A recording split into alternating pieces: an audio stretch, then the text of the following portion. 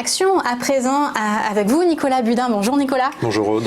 Vous êtes gérant de portefeuille, gérant du fonds Myria Concept Action Europe. On en fait la revue trimestrielle ce matin. D'abord, un petit point sur les marchés pour évaluer la fin d'année. Qu'est-ce qui s'est passé en cette fin d'année? Est-ce qu'on peut dire que les marchés ont terminé sur des chapeaux de roue? Oui, on peut clairement le dire. Ce qu'on peut dire déjà, si on prend l'année dans son ensemble, c'est que 2019 aura été une année exceptionnelle pour l'ensemble des classes d'actifs, qu'elles ont toutes été positives, à l'exception du monétaire évidemment. Et c'est une année exceptionnelle après une année 2018 qui, elle, a été particulièrement difficile. 2018 a été la plus mauvaise année pour les marchés actions, en tout cas, depuis la crise financière de 2008-2009. Et donc 2019 a été vraiment une bonne surprise, je dirais. Et la fin d'année a confirmé tout à fait cette tendance, car si elle avait commencé, le quatrième trimestre a commencé en baisse assez significative les 2-3 premiers jours du mois d'octobre, sur des inquiétudes sur les ISM, des données économiques américaines. Ensuite, le marché s'est très vite repris et a fini de l'ordre de 10% sur le dernier trimestre, pour afficher une performance sur l'ensemble de l'année des marchés actions globalement supérieure à 20%, largement supérieure à 20%, avec, à cela vous rajoutez le rendement qui était de 4,5%, donc on a eu vraiment des tendances très très bonnes. Néanmoins, ce qui est toujours un peu délicat lorsqu'on regarde, ou injuste lorsqu'on regarde une performance a posteriori, c'est de se dire que c'était simple. Il faut quand même reconnaître qu'on n'a pas à s'en plaindre chez Myria, car on a très bien suivi le mouvement, mais il faut quand même reconnaître qu'il y avait beaucoup de raisons d'être inquiet au fur et à mesure de l'année, sur beaucoup de questions, notamment évidemment les questions commerciales entre les États-Unis et la Chine, sur le Brexit, il y a eu quand même beaucoup de... Et puis au fur et à mesure de l'année, des éléments même micro et macro qui étaient assez mitigés, régulièrement mitigés. Donc une année très bonne, mais une année pas si simple que ça. Oui, c'est ça, il y avait beaucoup d'incertitudes. La guerre commerciale, le Brexit, ça semble se régler en ce début d'année, en cette fin d'année et début d'année. Mais on en voit de nouvelles arriver avec cette tension entre Washington et Téhéran et qui inquiète les marchés aussi. Oui, tout à fait. Alors, il y aura toujours des choses inquiétantes et des choses qui viendront nuancer l'optimisme, ou tempérer l'optimisme, mais quand même, globalement, on aborde cette année 2020 avec certaines réponses sur ce qui nous a monopolisé l'attention pendant tout 2019. On a en effet, dans les jours qui viennent, le 15 janvier, normalement la signature de la première étape de l'accord sur la guerre commerciale entre les États-Unis et la Chine. Je pense que cet élément qui a focalisé l'attention pendant tout 2019 devrait quand même être un peu donner une bouffée d'oxygène pour 2020. En fait, de manière assez peut-être paradoxal, ou en tout cas inattendu, 2020 commence sur des bases moins incertaines sur le plan économique que 2018. Et on avait pu avoir quelques éléments qui donnaient ces signes précurseurs en 2018, lorsque, par exemple, au cours de l'été, il y avait eu un début de rotation sectorielle et du coup un début de rotation entre les styles croissance et le style dit value. C'est ce qu'on peut voir sur ce graphique notamment, qui met en rapport donc la performance. C'est-à-dire que les investisseurs s'étaient dégagés du style valeur pour aller vers les valeurs croissance? Non, c'était plutôt le contraire. C'est-à-dire que les investisseurs, la croissance prédomine les marchés depuis C'était réfugié vers les valeurs refuges en fait. Jusque-là, et au cours de cet été, le marché a commencé à vouloir espérer une rotation entre ces deux styles de gestion, et le style value a surperformé le style croissance. Mais en fait, si on regarde sur l'ensemble de l'année, le style croissance a toujours surperformé de 10% le style value. Donc c'est pas encore validé comme scénario. Mais c'était un point intéressant. Ensuite, vous disiez donc il y a encore des éléments mitigés. Alors évidemment, il y a ce qui est en train de se produire en Iran. C'est quelque chose, il est un peu tôt pour pouvoir en parler, mais on voit les effets que ça peut avoir, plutôt des effets négatifs sur le marché, car c'est des éléments concret et important d'incertitude. Donc c'est évidemment quelque chose qu'il faudra regarder. Je ne sais pas vous dire comment ça va évoluer dans les jours qui viennent, mais ce qui est sûr, c'est que ce sera compliqué.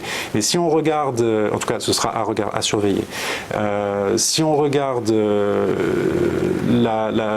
ensuite au sein de la gestion action, si on regarde les différentes zones, ce qui est intéressant de voir sur la question économique, qui est quand même plus fondamentale, c'est qu'au cours des derniers mois, l'Europe a quand même tiré son épingle du jeu. C'est toujours la question, est-ce qu'il vaut mieux être investi en Europe ou est-ce qu'il vaut mieux être investi aux États-Unis en particulier?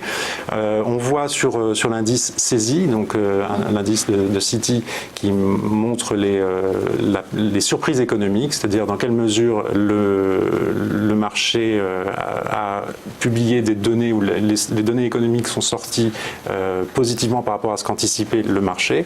On voit que sur l'Europe, depuis quelques mois, c'est en progression et c'est passé même au-dessus de zéro, donc c'est positif.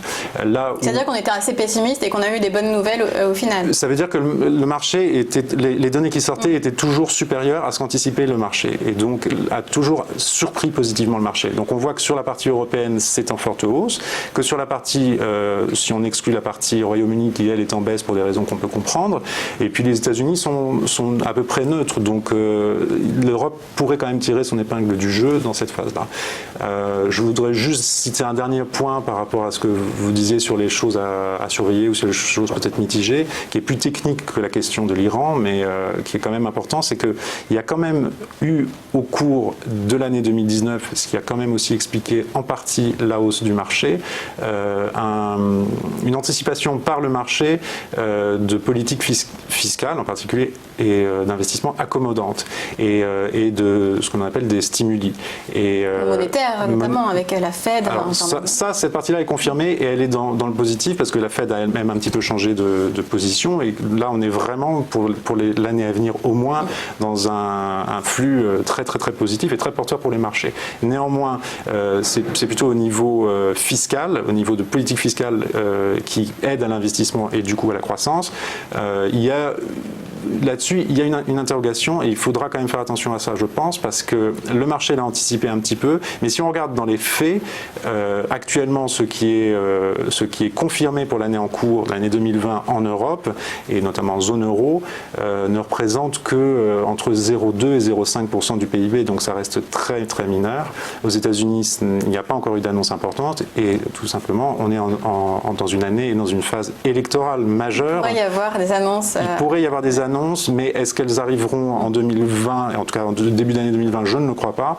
On a l'élection, alors je ne parle pas des municipales en France, je parle de l'élection américaine aux États-Unis en novembre, et puis par la suite en 2021, l'élection allemande avec probablement un changement, je ne suis absolument pas apte à le dire, mais en tout cas un rapport de force, oui, un rapport de force qui sera probablement modifié par rapport à ce qu'on a eu ces dernières années Merkel. On va revenir sur vos choix d'investissement concernant le fonds Mirae Concept Action Europe. Donc on parle d'actions en Europe. Quels sont les derniers ajustages que vous avez pu faire, notamment au niveau des secteurs, peut-être à privilégier plus que d'autres? Oui, on aime bien regarder les secteurs pour ensuite décliner sur les valeurs. En fait, on est optimiste pour ce début d'année 2020, donc on est positif sur nos anticipations de performance du marché, malgré ce qui se passe actuellement en Iran. De manière fondamentale, on reste positif. Donc, on a eu plutôt tendance ces derniers mois à modifier le portefeuille de telle sorte à ce qu'il bénéficie non pas d'une hausse, mais d'abord d'une interruption de la baisse des taux et puis peut-être d'éléments qui seraient plus porteurs pour une hausse des taux. La question qui est derrière cela, c'est le fait que le marché va regarder, et cela fait déjà quelque temps qu'il le fait, et va regarder de manière plus précise et plus attentionnée les taux d'inflation pour essayer d'anticiper une éventuelle remontée des taux d'intérêt. Sur la question des taux d'inflation, il y a une forme de fébrilité qui fait que, actuellement, on est dans des niveaux d'inflation assez faibles en Europe, autour de 1, 1,2, mais le moindre signe positif sur cette partie-là pourrait faire que le marché réagisse fortement en anticipant une hausse des taux d'intérêt. Ça pourrait venir par la hausse du pétrole, ça pourrait venir par d'autres choses, mais ça peut tout à fait se produire. Du coup, On a modifié un petit peu donc le portefeuille du point de vue sectoriel par rapport à cette tendance-là, en réduisant notamment notre exposition à la partie immobilière. Ça ne se voit pas tellement sur ce graphique parce qu'on est toujours surpondéré, mais c'est un secteur qui est assez petit dans l'indice. Donc là, on est surpondéré avec un seul titre, en sachant que là, sur ce secteur, on a sorti les Unibail le mois dernier. Sur un autre secteur emblématique donc, de cette question-là, c'est le secteur financier.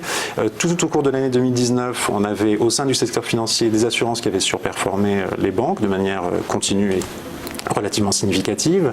Et puis cette tendance s'est inversée justement au moment de cette modification entre value et de cette tentative de remontée de la value. Et à ce moment-là, on a réinvesti sensiblement sur les financières à travers les banques. Sur des bancaires comme quelle valeur par exemple? On avait quelques trous dans la raquette, je dirais, au niveau de notre exposition européenne. On n'avait pas d'exposition directe à des valeurs hollandaises. Donc on s'est investi sur ING. Même problème en Italie, même manque en Italie, donc on s'est investi sur Unicredit Group. Et puis en Espagne, on avait déjà un investissement, mais on a complété par quelque chose de plus domestique, qui est la banque Caixa Group. Et est-ce que vous êtes investi sur des valeurs britanniques ? Très sensiblement. On est sous-pondéré au niveau exposition à la Grande-Bretagne par rapport à notre indice de référence, mais on est évidemment très investi sur les valeurs britanniques. Il y a certains domaines comme la pharma, par exemple, les valeurs pharmaceutiques sur lesquelles il est compliqué. En tout cas, il y a un choix important en Grande-Bretagne qui fait qu'on s'y expose, en particulier sur AstraZeneca, par exemple. Sur ce secteur-là, puisque j'en parle, on a réduit, c'est un secteur qui est important en termes de pondération, on a réduit notre exposition au secteur de façon assez significative et on est encore en train un peu de le faire pour différentes raisons. D'abord parce que c'est un secteur qui a remarquablement performé ces dernières années. En particulier en 2018 où il a surperformé le marché de 10% en étant à peu près flat, et puis en 2019 il a également extrêmement bien performé en s'alignant, en étant parmi les meilleurs secteurs dans le marché. Donc c'est un premier point qui fait qu'il s'est bien revalorisé, donc c'est un petit peu plus tendu au niveau de la valorisation. Et l'autre point pour le secteur, c'est qu'on pourrait quand même s'attendre à ce qu'avec cette campagne présidentielle américaine qui va arriver très vite et qui va arriver très fortement, vu les protagonistes que nous avons en face. Et c'est toujours un secteur qui est un petit peu facile à attaquer vis-à-vis du grand public, parce que notamment sur les coûts des médicaments et les coûts de ce secteur au sein pour le contribuable et pour le malade en particulier. Dernier secteur sur lequel j'avais une question, le luxe en France, est-ce qu'il marche aussi? Est-ce que maintenant il est trop cher? Est-ce que vous avez sorti les valeurs du luxe ou pas? Alors on a sorti, d'une certaine façon, on a sorti des valeurs du luxe, puisqu'on a par exemple sorti au cours de l'année dernière la compagnie financière de Richemont, qui investit en Suisse, qui a le groupe Cartier par exemple, emblématique. Ça c'est aussi parce que c'est une société qui est très exposée à Hong Kong et que malheureusement les tensions, c'est un euphémisme, mais les tensions qu'il y a à Hong Kong font que on voulait peut-être un petit peu baisser cette exposition-là. Mais globalement sur le luxe, on s'est neutralisé, c'est-à-dire qu'on était surexposé, on a bénéficié de la forte hausse de LVMH en particulier. On a réduit cette exposition-là parce que malgré tout, il y a une question de valorisation. Mais c'est un secteur qui devrait continuer quand même à performer, nous pensons. Merci Nicolas Budin. Je rappelle que vous êtes gérant du fonds Mireille Concept Action Europe.